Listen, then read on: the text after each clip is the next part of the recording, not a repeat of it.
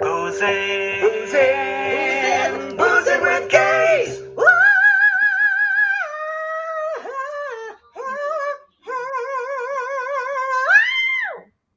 Hi, sweetheart. One more time for the people in the back row. Oh, but first you have to say hello to me. Hello, sweetheart. Okay, here we go. Boozing with gays.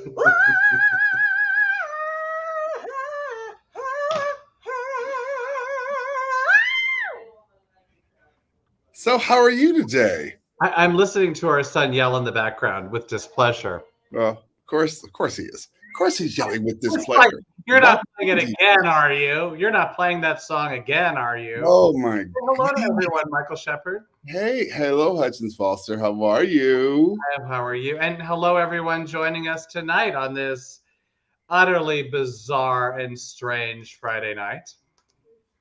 Lots has happened.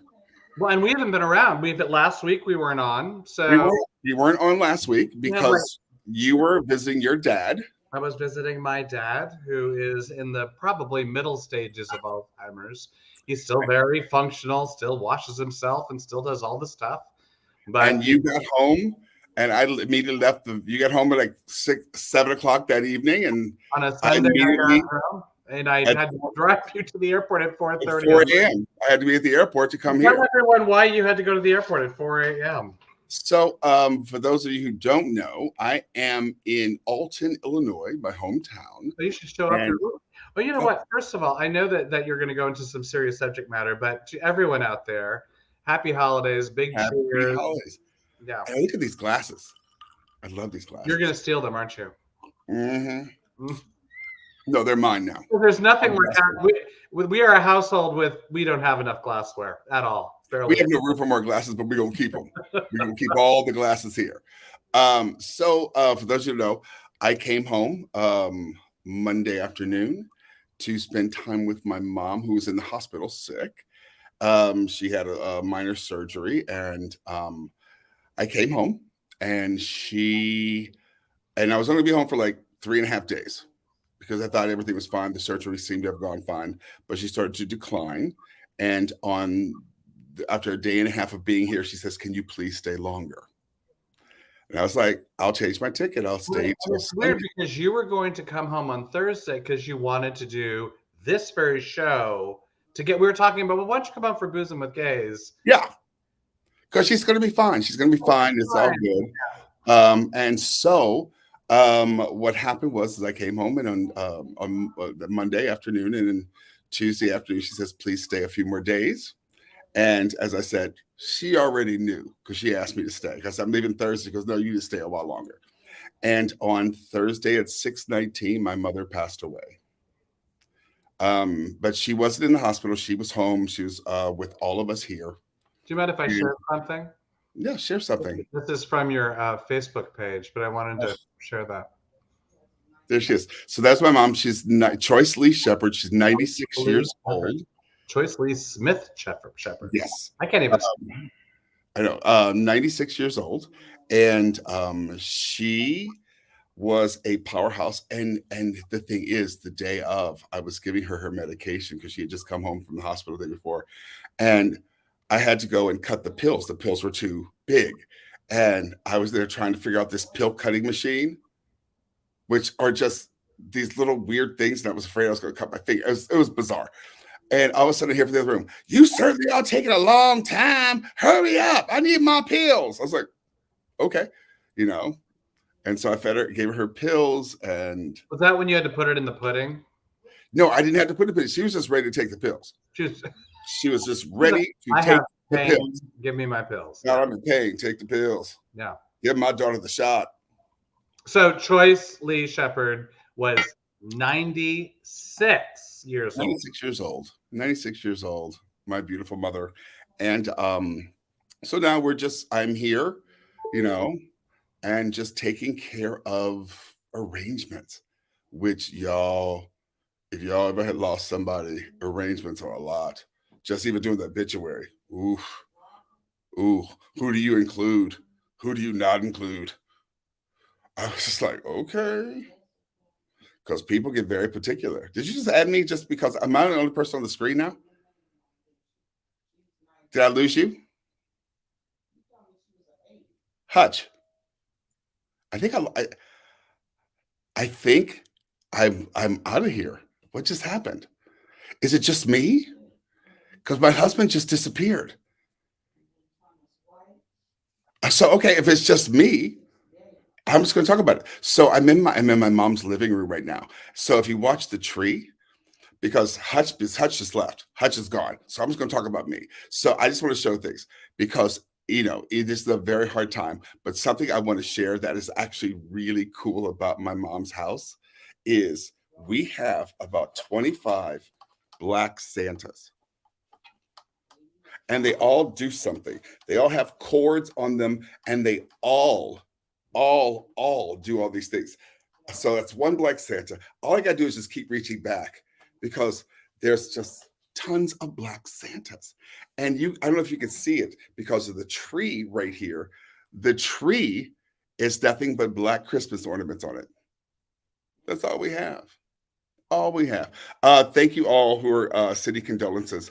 I really appreciate it. It's just a very treasure. I went in her drawer tonight and I got her because she was Smith Winston reunion because my mom's family. So I wore one of her shirts tonight for the show. But honey, I just want to point out this is one of my favorite Santas right here. Look at that. Who'd like to meet that daddy? Right there. Walking to a bar with a list on his hand. All his trade is right there. What are the names on the list of a Black Santa? You know what's funny? Because it's Black Santa. Here it is, Black Santa. And these are the list of the names that are on Black Santa's list. Caitlin, Elizabeth, Jordan, Barbara, Betty, John, Christopher, Nicholas. My husband's back. Tiffany, Emma, Olivia, Aiden, Ethan, Jacob, Ryan, Emily, Sarah. So, did they just put a black head on him? But they kept all the names. Like, where are like the Black folks' names? I mean, you can see them. It's crazy. I fixed it, Michael. I'm glad you fixed it. But I'm talking about this Black Santa with the list of names.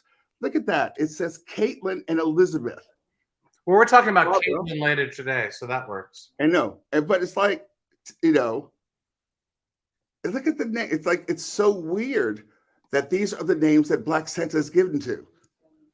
Because that's Black people are benevolent. We'll give it to all the Caitlins and everybody else. So I honestly don't know what just happened to me. I'm glad you were able to. Well, you are a vamp from way back, so good for you. I say spot on. A vamp, a scamp, and a bit of a tramp. Oh, hi, Cher. Oh, Cher. Oh, Cher. Cher. So yeah, but you guys have shown up and showed out. Thank you for your condolences. Thank you for everything. It has been a journey today. Today's been a journey. And tomorrow we get to pick out clothing. Clothing and okay. I'm going to take over from here. So I just want to say this because it's very important at a Black woman's funeral. Oh my God. What they're wearing. Oh my! What they're wearing. What they're wearing. Well, okay. So I have no. Let me do this. Let me do this. All right. I every now and then I feel like I am psychic. Very rarely in my life, and it always comes to the form of a dream. And last night I had a dream, and the dream was I'm sitting next to Michael's niece, and she's saying, "Oh, by the way, we're wearing white at the service because Choice is wearing white, and so the whole family's wearing white." And I sat there and going, "White? Where am I going to get a white suit?" And I said, "Do you know how much a white suit is going to cost? Not just maybe that Michael has to get a white suit, the Maxie and Sebastian. Everyone needs a white suit. I mean, that's just going to be some sort of." And Shonda just kind of laughed at me or whatever. And then Rita's yelling from the kitchen or somewhere off stage. She's yelling, or it could be off-white, not just white, off-white. And it was this I could write this as a sketch comedy piece. I really could. It's that clear in my head. It was that clear. And I said to Michael this morning, I said, "I got to tell you about this dream I had." And I repeated everything I just said. And he said to me, "I set you up." This is a dream. Oh, come on. I set you up. You can't drop the ball. No, I'm sorry. Michael said to me. My sister walked in And after he tells me about this whole trip, I go, well, the color is white. And they want everyone to wear white. And I said, I dreamt that. So yeah, Oh. so they want everyone to wear white. I'm a 270-pound black man, 6'6". Where am I gonna find a white suit? Where are you going to find a white suit? I can find a nice white shift with a good hat, some some strappy sandals or something. It's too cold here for strappy sandals, but something. I don't know. Yeah, no one's outfit is white. I'm going to bring my suit. I do not have a white suit. But... We each have like one suit. We have our one suit. Well, and then this is interesting. So this is another milestone day for us because today is Sebastian's 19th birthday. It is our son's 19th birthday. We are the parents of a 19-year-old, which means we're going to kick him out of the house soon, I think. Oh, we're hoping. Isn't that legally what that means? You know what he asked today at dinner? I got a Mai Tai, and he said, when can I have a sip? I said 2 years. 2 years, and you too can legally have a sip. Which is weird because you started having sips with your family at like what, 14? No, it wasn't that early. I was late. I was more like 17. But yeah, I had a sip. I ordered my first margarita. For those of you who's in the Bay Area, especially in the Burlingame area, we were at Celia's Mexican restaurant, and they went around the table for the drink order, and I said, I'll have a margarita. And my parents were of the belief, oh, good. Mm-hmm. It's time. Yeah, there was no fight from my parents, and the people at the restaurant could have cared less. They're like, good, we get bigger tip. I think that's what they thought. Now, but see, they're stricter. Sebastian couldn't just order a drink these days. No, they don't tell them. But you know what? If Sebastian said to me at 19 years old, you know what? I kind of want to have a drink. I think I'd be okay with that. Well, yeah, but I do it at home, maybe. I mean, I don't think it's good for him. I don't know if it's because giving a special needs kid, a margarita. I don't know. It couldn't hurt. Couldn't hurt. You know what? I just realized, baby. What? I just realized that I think it's Betty White's birthday today too. I've never seen Sebastian. I think Betty White's 100. That's something if it is. Oh, Barbara Haas says that their first legal drink was an Irish coffee at the Buena Vista in San Francisco. Oh yeah. Who said that? Barbara Haas. And I have to tell you, the Barbara Haas is Buena Vista in San Francisco has the absolute best. They have good Irish coffee. And you wouldn't expect to have a good Irish coffee at an establishment named Buena Vista. Sangria, perhaps. It is the best Irish coffee I've ever had. Well, I don't know. There was that place in Barcelona. Weirdly enough. Privilege. Well, I was with you. I was with you, Privilege. Well, I remember we were in Barcelona. I don't think we had drinks in Barcelona. So I was telling our neighbor Lizzie Ross, who I believe is watching right now, I was saying we were talking about wearing white at a funeral. And I mentioned we had a neighbor, an Indian neighbor, Atul, who lived right at the end of our block. And Atul was gay. He's Indian. He had a little yap dog named Shotzi. And he would come prancing down the street with little Shotzi. I think he had to carry Shotzi, didn't he? I don't think Shotzi would walk. Did the dog walk? I don't think the dog ever walked. He carried the dog wherever he went. Carried the dog with him, and in the other hand, he had a gin and tonic. And this was on a fairly regular basis. And Atul became a fast friend, and we go over to his house. And, if there was a party, Atul would come by. And he was an awesome individual. And at the very young age of 40 years old, he had a heart attack and died. And Michael and I were just in the beginning stages of meeting Sebastian. We had met Sebastian like maybe a couple days previous to a tour. Yeah. And so we were like, I think this is the kid we had said yes, but we were still a little question marky about the whole thing. And so we go to Glendale Forever. What is it? Plaid Cemetery, Forest Lawn. Glendale Plaid? I said Forever Plaid. That's something else. Glendale Forever Plaid, cemetery. It's where the ghosts of like 4 old white men sing songs around your grave. Yeah, with an Irish accent. Okay. And we went and we go in and there was this family, and many of them had flown from India, and they were all wearing gauzy white. And then Atul was up on the bier up front, and his head was exposed and his bare feet were exposed, and everything else was covered in multicolored rose petals. Just rose petals of all different colors, yellow and red and everything.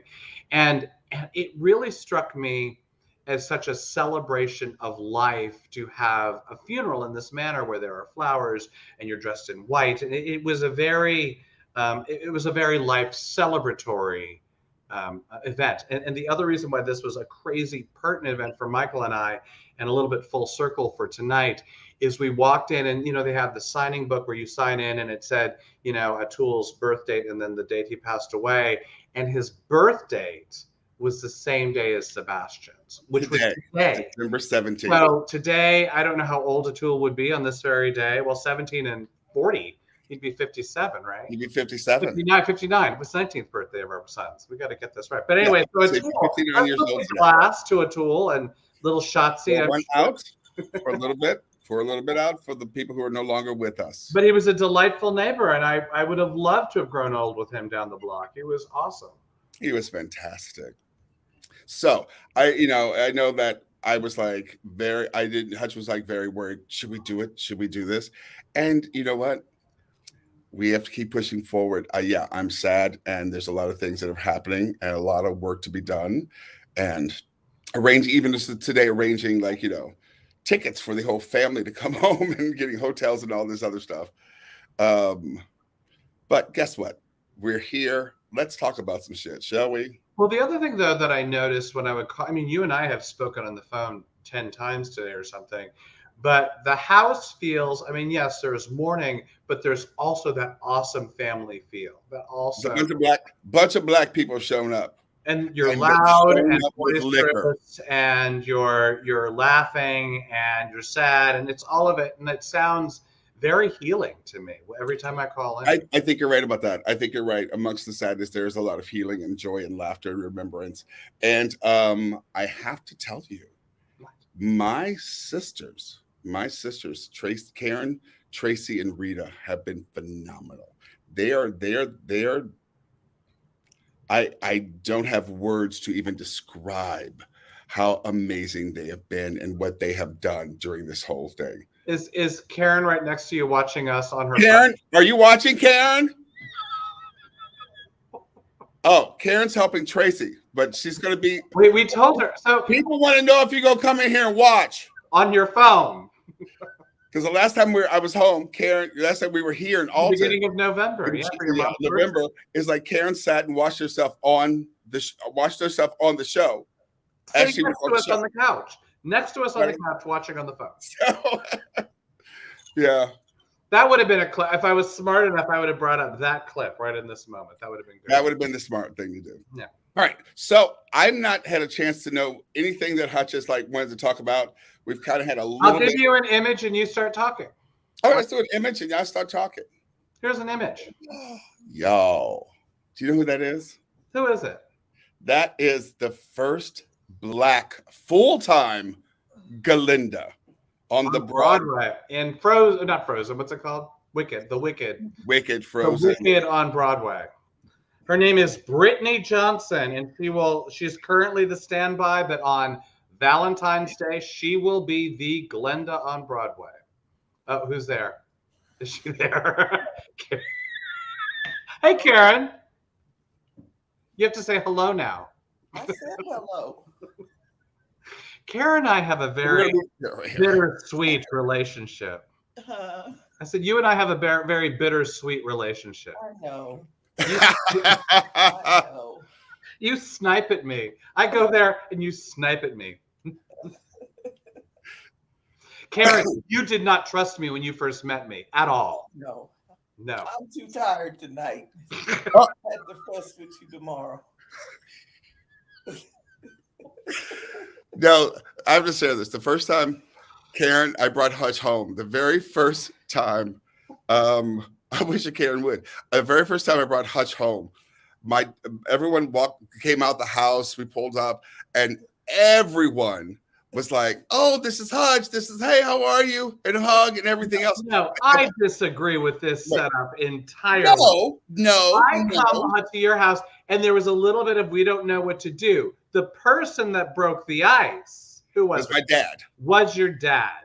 And your dad, I went like, oh, Hutch Foster, very proper Hillsborough handshake, hand out in front. And he knocked my hand away and he embraced me. And that's when everyone, oh, I guess that's what we got to do. Like everyone kind of jumped in. Everyone That's except Karen. Karen was like, your arms were crossed. You were having none of me. No. I don't know this white man. Who him? Why this white man in my house? Hugging all the family. I hugged everyone except.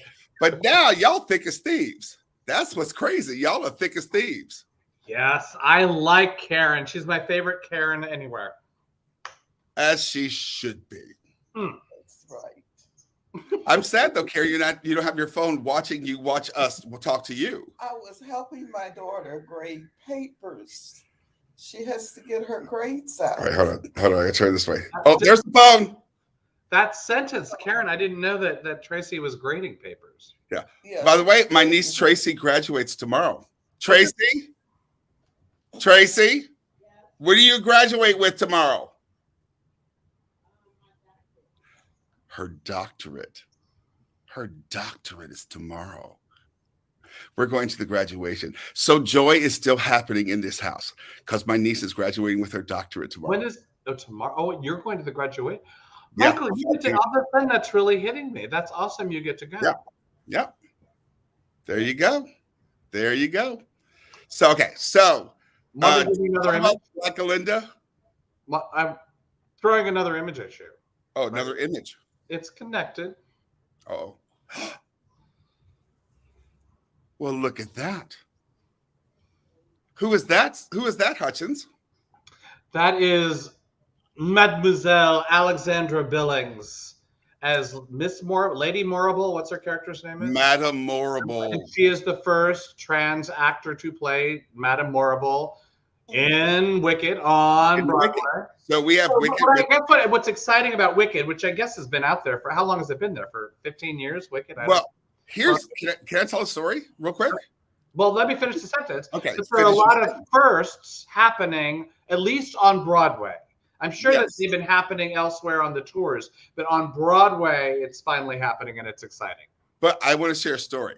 Yes. So Hutch and I, when we first moved to LA, we were invited to the very first backers audition for Wicked. Not audition, read through. But it was also a backers audition to get people interested because you and I were, we were at Universal Studios, which is really weird. We went to Universal Studios for a theater event. It was sort of a interesting thing. Yeah. And they were like, do you want to, be producers? We're like, we don't know. Do you want to invest money in Wicked? It's from a book. Who's going to go see that? And our good friend Michelle Duffy was in that. And our friend Michelle Duffy was in it. And I was like, every time something happens, to go, have we just invested like $15,000? Every time. That was like an instance of. Hey, no, I'm talking about every time I hear the word, someone says Wicked, I go, if I just put in $15,000. Just put in $15,000. Wait, who played Glinda in that version? Was it Kristen Chenoweth? I don't remember. It was Kristen. I know it was Stephanie J. Block did. Yeah, it was Kristen Chenoweth. Stephanie J. Block, Kristen Chenoweth. Yeah, okay. We should have did it. Damn it, we should have did it. Karen could be sitting here on her own computer, not just a phone. She'd have her own house. With all that Wicked money. Wicked money. So congratulations, Brittany. I'm very excited. Even though, the show's been around for 20 plus years. Well, people should know, we didn't really do this about Alexandra Billings. Alexandra Billings is a close friend of yours. Yes. I mean, from Chicago days. Sang at her wedding. Sang at her wedding. So we have a connection to Alex, which is awesome. And I think it's crazy, tremendous. I think it's great. I just want to say, y'all, anything over 20 years and you doing the first Black something. No, I get that. And especially in that it is basically fairy tale. Why did it take so long? Well, but like I said, it wasn't the first time there's been a Black Glinda. I think there's been them on tour. It's the first time it's landed actually on Broadway. It's crazy. It's crazy. Another image for you. Ready? Another image. I love when you just give me. Isn't that a great image? Ariana DeBose. No, that's not Ariana DeBose. That's Iris Minas. Wait, I'm looking at Ariana DeBose in the yellow dress. Oh, then maybe Iris Manas. I'm kind of confused. Maybe I don't know. But what is so okay, this is where we're going with this, and maybe other people who are watching this will know better. This is the character Anybody's, right? And how No, now, that's not the picture you just showed. but that's what I thought I showed. No, the picture you just showed was Ariana DeBose in a dance number from the show. It's what's weird is I kept seeing that picture in regards to Anybody, so I thought it was that. No, that's weird. That's not Anybody's at all. Well, That's a then fantastic shot. It's I a grabbed the beautiful wrong. That doesn't fit in with what we're talking about. I don't know. So that is Ariana. She's the new Anita. Oh well, that kind of. And they're saying the big talk on this thing that she's getting nominated for an Oscar. That she is just phenomenal. So I don't know where. I know the picture you wanted to show. Hey Tracy, can you get me a vodka? No. Can we try this again, Tracy? That is. I'm not sure, but we can talk about it. Whether I'm not finding what I want. Maybe I misunderstood, but there we go. So, but what's really cool, the character Anybody's, it's normally played by usually a tomboy, but a female actor. Yeah. It's being played by a trans actor, and they're making a binary actor. Binary actor, and Non-binary. they're making the character trans. Oh wait, show the picture again. And it might. Do you think it's the person behind Ariana DeBose? Show me again. I'm looking. I need to look at this picture. I don't know who's who because those are all Latina actors and dancers and singers. I don't see anyone who is, well, white. Well, but why? Anybody's as a white actor. Oh. Look at me learn things. Anyway, I have the wrong picture for the wrong event, and there we are. But we were excited that I want to get this right, that a non-binary actor was cast in the role. And then, of course, it's being banned in many, many Eastern countries because there is a non-binary character cast in the role. Exactly. Isn't that crazy? Well, and they wanted to cut it, and Chloe Zhao, the director, is like, we're not cutting this thing, but give it a. You just said Chloe Zhao was the director. Steven Spielberg is the director. Oh no, I'm sorry. In the I have this different thing written down. She did the externals because there was the gay kiss. Externals. What? The Eternals. Externals, I thought. No, the Eternals. Am I just doing a really bad show? Yeah, pretty much. Just don't have any information. Really. Yeah. This has been such a Eternals is Chloe's movie. That's her movie. And Brian Henry was in that movie, and because he's an out gay character, that movie was banned in certain places. But then they banned it. Chloe Zhao said, "I don't want the kiss removed," and they said for a while Disney's like, "Okay, we won't remove the kiss removed." It's since been removed, and so now in 9 countries they're able to see the movie. So what the article was saying that I was reading, very possibly they might eventually chop up West Side Story as well in a way to have a market in the Mideast. I don't know if they will do that. Why? It's money, right? Guess what? Real money. I think I'm gonna go see it tomorrow. Oh, well, why not? I think I'm gonna get all this stuff done in the morning and then take myself. How am I gonna see it with you? I'll probably end up seeing it twice. I got another joyous image for you. I hope it's the right image. Oh, Jesus Christ. This is an actual Christmas card. I mean, I gotta get it off. It's driving me. Okay, can I just say, can y'all come get y'all white cousins, please? So Thomas Massey of Kentucky.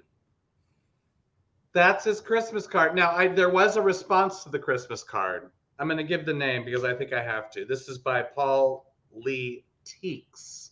Was his response to that Christmas card? Ha! Did you see that? I did see that.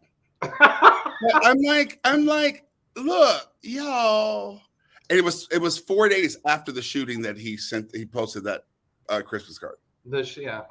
The Michigan shooting. It was like, dude, what? It's like we are like scraping the bottom of the barrel now. You just wonder, and how are the people that are the fringes? how do they have the loudest voices? This is what I want to know the most. It drives me. I want can my white friends are here, please call your cousins and say, look, y'all doing too much. Because do you have the other picture by any chance? I don't know which one you're talking about. The Lauren Boebert family? But I'm not going there just yet. Can I show you one more thing? Oh, show me one more thing. This is a response to the Massey photo as well. This is a father, a Sandy Hook father. His name is Fred Gutenberg. It just touched my heart. Since we are sharing family photos here of mine, one is the last photo that I ever took of Jamie. The other is where she is buried because of the Parkland school shooting. Oh, Parkland shootings, yeah, that's Sandy. The Michigan school shooter and his family used to take photos like yours as well. Wow, that's a lot. And there are so many parents from Parkland and Sandy Hook and all of those schools posting right now because in response to these politicians who are posting, these Christmas cards. Do you want to see the other one you were talking about? Yes, please. Lauren Boebert with her sons. You know what? I mean, but no spare ammo for you, though. What the? Yeah, come get y'all's cousins. I'm telling you. Because I don't think people understand what's happening right now. Well, they're normalizing. And I mean, on top of which, I'm going to go back to the first picture. I don't mean to look at those guns. Who needs those guns? These very huge semi-automatic looking guns. I mean, there's no reason to have anything that an army person or a police person would have. None. I know. That is not going to keep us healthy or safe. So, Hutch, this is what's going to happen. I got to get another refill for my drink. And so you're going to have a conversation with Karen. Karen, do you watch Saturday Night Live? No. No, you'd be a horrible interview if you just stop. Well, I'm gonna give another. And well, Michael will like this. Why didn't he bring the booze with him? He could have had it right there, like I do. Like I have my bottle of Sky vodka. Hey, Bethany, are you still here? We didn't say hello to Bethany today. That's bad of me. Hey, Bethany, babe, you here? I think she is. Oh, God, look who's here. I'll do the thing Michael does. I don't do it as well as you do. Jennifer Lee Warren is here, and Barbara Haas, Ellen Gould Silcott, Bethany Harrington, my good buddy Bill Ambrin, who I went to grammar school with, and Karen. Oh, really? I went to grammar school with. Isn't that crazy? Julie Durham Jara. It's awesome. We're do your Miss Marianne thing, Michael. Oh, do it. Oh, am I saying hi to people right now? Say hi to people. All right, let's see who's here. Hey, Barbara Haas, Michael Byrne, Bethany, Bay, Tony Ventura. Hey, baby. Jennifer Lee Warren, Adam Phelan, Bernard Carson. I'm sorry, I gotta look off this guy. Hi, Brenda Manley. Jason Singer is here. Say hi to Jason. No, hi, Jason. Hope you're still here. Oh, and Dion's here. Hey, Dion, congratulations. Hey, Dion. What are we congratulating him for? Because he keeps getting awards at film festivals. Oh, that Dion. I thought you meant Dion Antic. Well, you can't make him sound like he's the second Dion. He might be the first Dion. I know. Hey, Tracy Connor. All right, anyway, so what were you showing my sister? I said to Karen, I said, do you watch Saturday Night Live? She said no. So in the cold open this last week, you had Cecily Strong and Chloe Fineman basically being Marjorie Taylor Greene and Lauren Bobbitt. I would love to have shown the clip, but lately, whenever we show anything by NBC, they cut us off at the knees and turn us off and pull the plug. So I cannot show that, but there's the image, them doing the cold open about being gun owners. And Lauren Boebert is like, oh, mad at SNL. And so Lauren Boebert said about Saturday Night Live, you want to do it? Just saw the poorly acted SNL skit from last night. First of all, you watched. Just from the no-name actress who played me makes me think Alec Baldwin did the gun safety training over there. By the way, when are they moving SNL over to CNN to die out of irrelevance, please? And before you say anything, John Lovitz had the best response. Are you ready for I want to hear it. Here it is. Her name is Chloe Fineman, who I know, by the way, I've worked with. She's a comedic genius and actress. You were lucky to have her parody you. Too bad you weren't able to laugh at yourself. Sad. And you joking about the tragic death on the movie Rust is sick. No one was killed on the NBC SNL sketch. Which I thought that covered it for me. I don't have to say anything about her idiocy because, well, John Lovitz. But here's the thing, though, Boo. The thing is that we're laughing at this because she creates this, Twitter's this whole fucking thing or whatever. And the thing is that these people are gaining traction. These crazies are gaining traction all over. They're replacing us in school races, in court races, and whatever it is. And I think that we need, hey Stacey Repayton, we need to really start examining this because it's more than examine. It's taking action. Right now, we actually we have to be incredibly proactive because you're right. These fringe groups are they're infiltrating more and more and becoming normal. Like we're going to start seeing all sorts of pictures of families with guns all the time if there isn't, just legislature in place to start normalizing or at least speaking what the people want right now. We don't want a bunch of guns. Yeah. We want responsibility on gun owners. That's fine. Have a responsibly own a gun, but don't this kind of put guns. Oh, so what's his name? Massey, who was in the first photo. He introduced a bill in April to lower the age to buy a handgun from 21 to 18 in Kentucky. We don't want, for the most part, I would bet you money the majority of Americans do not want that. If our 19-year-old son, our newly 19-year-old son, had a weapon, oh my God, his ADHD self had a gun. I would die. I'd move here right now. I'd move. That's all there is. So think about that. Think about that. A child we love with our every big, although he gets on my fucking nerves, but we love him, love him, love him. Well, and it goes to one episode. All of we are normalizing really incredibly bad behavior, and it goes to another kind of major story today that affected my kids and my family, and that was the TikTok threat that was out there. And it seemed to be, there was a TikTok threat that went out yesterday that's saying going to school on December 17th, there's going to be a bomb or there's going to be a gun or there's going to be, and it's vague as to what the threat was. And right now they're not sure if this was sort of almost like a snowball down a hill. It just started gaining traction. But people were talking about it enough that law enforcement and our government took it seriously. And many school districts across the country closed down. Didn't send their kids to school. Many people didn't. My children did not go to school. They didn't. And that wasn't the major reason why not. There just was nothing to do at school today. They've already done their exams. They already did everything. I mean, it was a half day for both of them. I went, okay, so it's a half day. There's nothing to do. And there's a threat. And there's a gun threat. I don't think I'm sending my kids to school. No, we ain't doing that. We ain't doing that. The gun threat, and what they kept saying was the gun threat. There was no foundation for the gun threat, like with whatever law enforcement agency. We don't know. We honestly don't know. And that's the Maxwell School, they were looking in bags. They did all sorts of stuff they never did before. And then they canceled the one event they had. So my child would have gone to school, had her bag searched, gotten to class late, and then sat there for the rest of the day with nothing to do. So that's ridiculous. Impossible fear that something. I'm going to share this story. I shared it before on Boozing with Gays, and I think it's important to share again.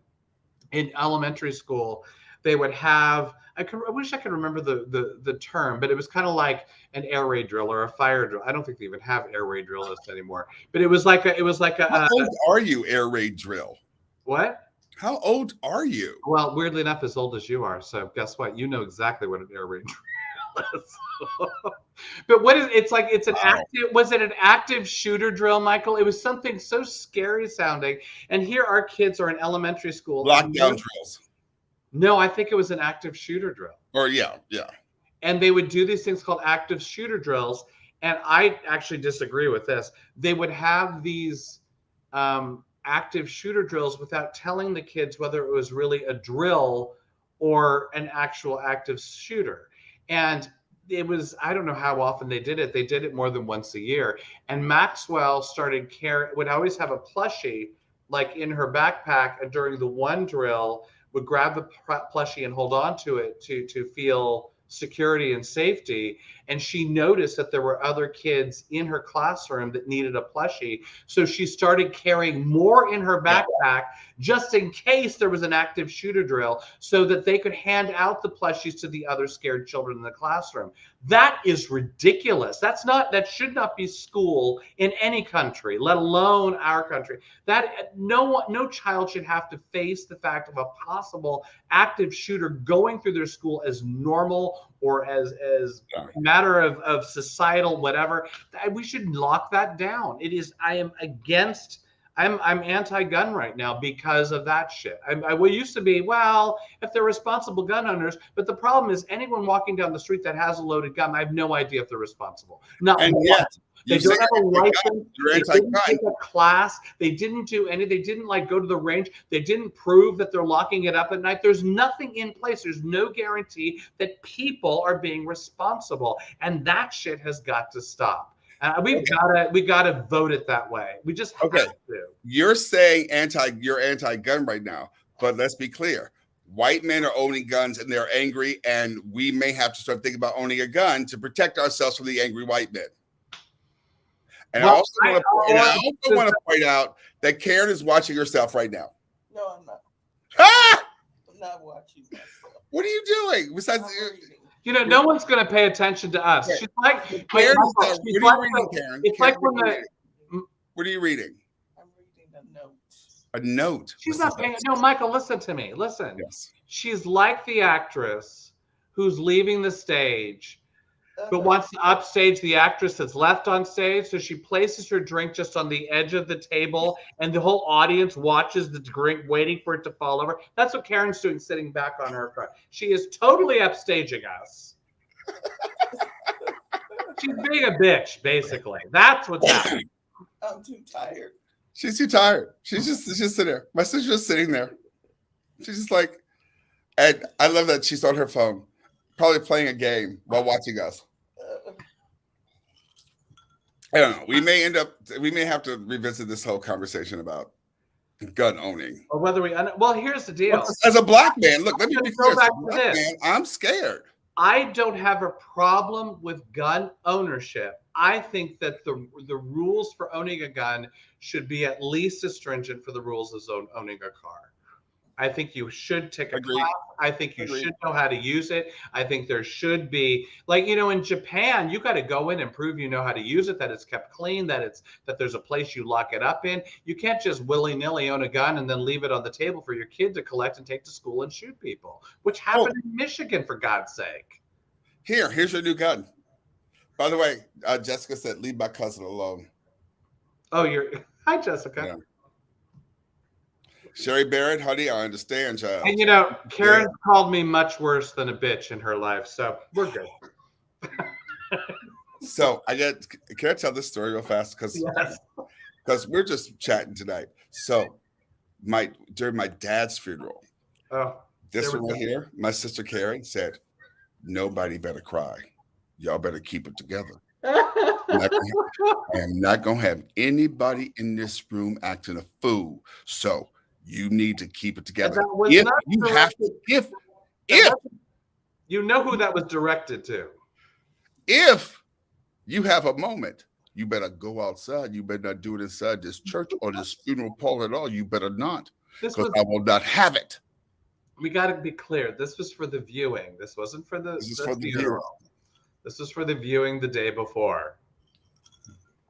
And when Karen made that statement, it was directed to your other sister, Charlotte. Yeah, who is since Charlotte is the one who would always have moments. And they were grand.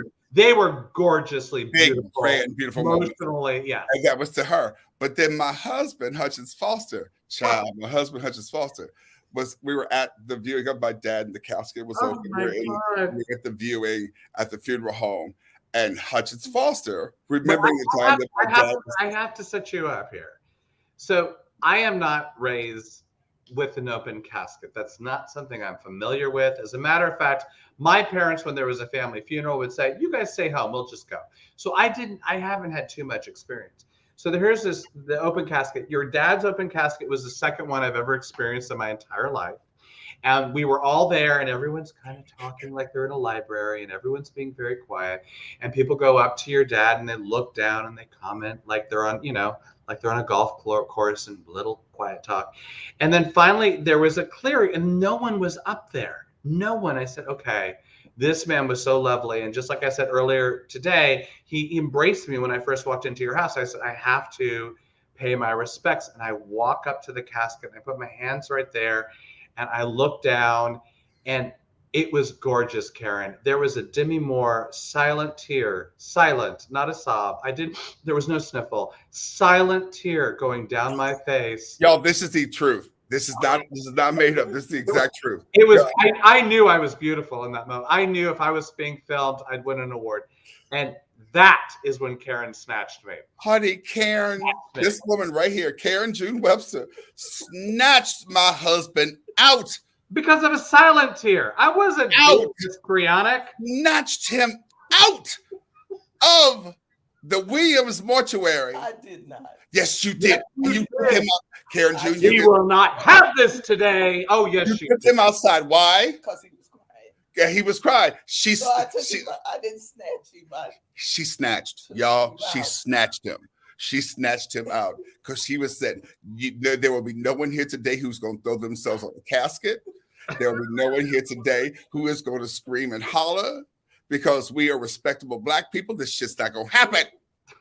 She snatched that white man out that room. Don't believe everything they tell you. She snatched that white man out the room. You did. You in my face, Karen. We will not have this today. You will collect yourself. You will not do this. And I'm like, I wasn't being. It was one Demi Moore tear. Why myself on the casket? It was nothing like that. Honey, I will never forget that as long as I live. She snatched my husband out that room and said, "You will not cry. You better not." Snatch you. I put my arm around it because he had a tear coming. Oh my gosh.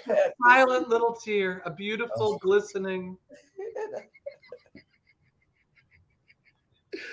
Oh, you gotta find the joy where you can find the joy, y'all. You gotta find the joy where you can find the joy. Oh my gosh. Oh my gosh. All right, so anyway. I see Michael been messing with the Santa Clauses. I know. Hold on. Is there more? Okay, I gotta play this. This is one of my favorite.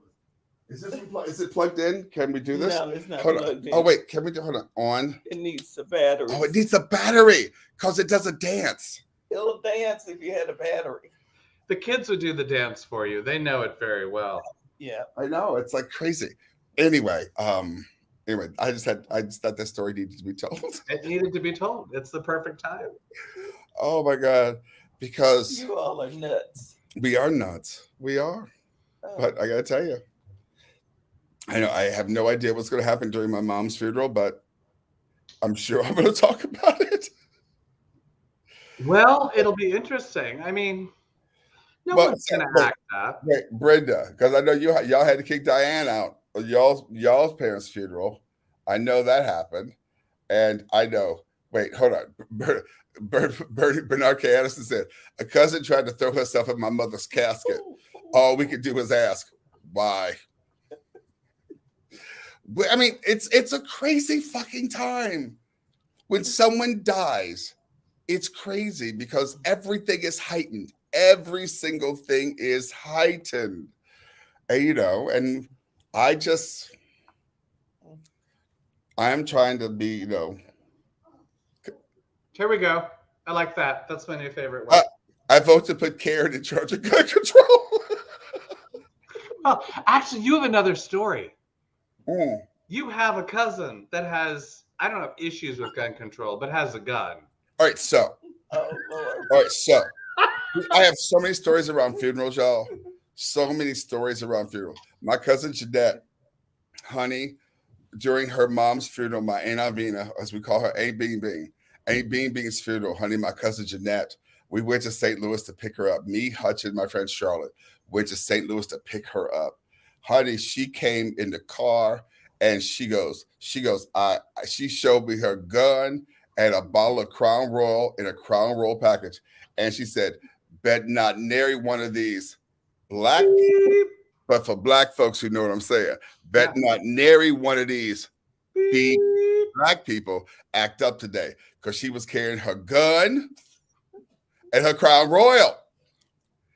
And we picked her We gotta up. say, we're sitting in front of Bean Bean's house and we're waiting for probably 20 minutes. And we're waiting and waiting and waiting. And so And Jeanette, this one, again, okay, again, hold on. Karen June. So Jeanette, who's in our car, right, with her gun and her Crown Royal, she was waiting for her siblings who were in the house, in Bean Bean's house, not moving. They're not moving, not going anywhere. We're waiting, and our car with And Jeanette. Jessica, you're watching tonight. It's just getting more agitated. It's just getting like guns are being talked about, Crown Royal. She's using the N-word. All sorts of stuff is happening in our car. And then Karen June. Once again, Karen, you make an appearance. In front of us says, I'm tired of this shit. Karen June got out her car. We did not hear her. She just walked. She just, We didn't hear her say, I'm tired of this shit, but you could feel it. she walked into that house. Karen, I've never seen you walk with more purpose in my entire life. You walked into that house. You could have, it was like into the house, 2, 3, 4, bam, people start coming out of the house. Nothing but black people running. Nothing but black people running out the house. And I was like, oh my God. Karen, I need to know this. What did you say to the Jamisons to make them come out of the house? Time to go. No, you did not. That's all she had to say. It's time to go. People are waiting. And she we were running late too. That's true. Running late. Karen June walked in that house, and it was like Hutch said, honest to God, it's no exaggeration. 2, 3, 4. 2, 1. Everybody running out the house. Oh my God. So, this is And what I'm Jeanette saying. put her gun back in the purse. Jeanette put her gun back in her bag, and we all had a sip of Crown Royal and went on to the surface. So yes, what is happening at your mother's? I'm hoping, the thing is, the drama is kind of humorous to talk about, but it's not fun in the moment necessarily. Now, in the moment, it's not fun. In retrospect, it's great fun. Time to go. Time to go. Oh, no. Miss Choicely Shepherd, her homegoing will be on time. Are you going to do a reading? I'm not. Are you sure? No, the grandchildren are all doing readings. What do you mean? The grandchildren are doing the readings. You know that your second child scared to death. You're going to ask them of that. Well, no. Max The younger grandchild, the older grandchild. Max doesn't have to worry. Okay. My cousin Jessica, who was in the house, said, I hope Ned is not watching you because you'll be in trouble. You know what? I won't be in trouble because I am telling the truth. Also, Because I mean, why? I love Jeanette. She's a fun one. I don't think I'm saying anything out of Nope. love, Nope. but it's out of truth. Most But and she can be in trouble because I've told this story before. we've told it to her. You've said it to I her. told it to her. I Yeah. told it to her. So Yeah. she'll be fine. I think we're all good. All right. You know what, honey? We have been on this thing for 50. We have. I have to do one thing because there's something I want to promise to you in front of people. All right. Oh, So we're going to start here. Just go with the flow. Move forward with this. Don't Mhm. question my things. Caitlyn Jenner oh, child. was at the Beverly Hills Hotel at the Polo Lounge with these very ripped jeans, and they kicked her out. And then she wrote, fuck your horrible service for not letting me have lunch with this tiny rip in my jeans. One, not tiny. Shame on you, disgusting. I have been a patron for decades, no longer. So this is Caitlyn Jenner in a huff because she was kicked out of the Beverly Hills Hotel. Okay. And so you go to the Beverly Hills website, Michael Shepard, and they do what to wear. They have a whole thing. Refrain from wearing casual hats, ripped denim, crop tops, nightwear. So, it's very much on their site. But all of that is aside from what I want to share with you. Uh-oh. Right next to what to wear at the Polo Lounge at the Beverly Hills Hotel was Yep. this image. Are you ready for the image? I'm ready.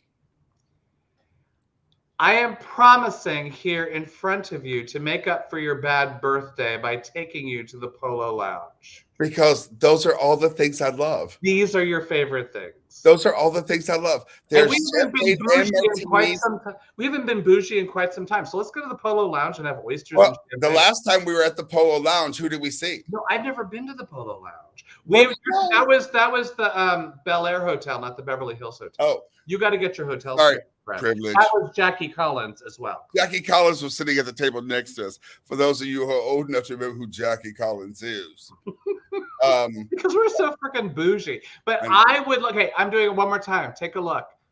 Some I'm sorry. caviar, Caviar? champagne, or the Oh, martini. That that's martini. everything I love. I know. And so as long as we know what to wear, we won't be kicked out. I hope not. That's my logic for the night. Wear the appropriate. All right. Do So, not do the ripped jeans. I have your one thing for you that we're ending hey, on. David Nichols. All right. Do you remember what we're ending on? Yes, I do. I Do think you, I want to, do you want to set it up or just play it? I saw that. Yeah, y'all know me. I love the TikTok. I saw this on TikTok. This and is the TikTok of the week. yes. Thus, you notice raindrops. 1, 2, 3, not 1, 2, going. 3. Raindrops on roses. Thus, you notice raindrops. 1, 2, 3, 1, 2, 3. Raindrops on roses and whiskers and kittens, like copper kettles and warm water. My paper patches tied up with strings. These are a few of my favorite things. Blue-colored ponies and crisp apple strudels, doorbells and sleigh bells and schnitzel with noodles, wild geese that fly with the moon on their wings. These are a few of my favorite things. Moon on the wings. I was like, ciao. That boy, I don't know who he is, but he's. I wish we had his name. I really do. I wish we had more information. That boy sang. Actually, if you play it, okay, play it one more time, because his name's on the thing. I was okay. Thus, you notice raindrops. 1, 2, 3, 1, 2, 3. Raindrops on roses and whiskers and kittens, like copper kettles and warm water. My paper patches tied up with strings. These are a few of my favorite things. Blue-colored ponies and crisp apple strudels, doorbells and sleigh bells and schnitzel with noodles, wild geese that fly with the moon on their wings. These are a few of my favorite things. With the moon on his wings. Okay, child, that boy could. Well, I don't know. I thought his name would be on it, but it's not. But he is amazing. As That is the end of as we end out, I just want to say thank you all for your in what has been an incredible journey. And I want to end this celebrating my mother, who, as for those of you who didn't hear this earlier, passed away yesterday at 96 years old, surrounded by her family. And thank you for all the outpouring of love and condolences and celebration that you have all provided us. Thank you, thank you, thank you. And I also want to thank everyone, because I said this a year and 6 weeks ago. Please, a little over a year, like a year and 8 weeks ago, I said, send my mom for her 95th birthday. Anyone who's listening, send her a Christmas card, text me, email me, whatever, for a post office box. My mother received over 500 cards and letters and gifts. She got really good gifts. And that made her the happiest I've ever seen her. And I want to thank you all for just that. We're going to celebrate her this week, and we will continue to celebrate her. And I just want to thank you all. Where are you? You all. Jesus. Because this is keeping me strong. And I want to thank my beautiful sister for being here with me. And all three of my sisters, Tracy, Rita, and Karen. All right. Mwah. Love you all. Happiest of joyous days. Boozing with gays. Come on, Jennifer Lee Warren. Bye, y'all.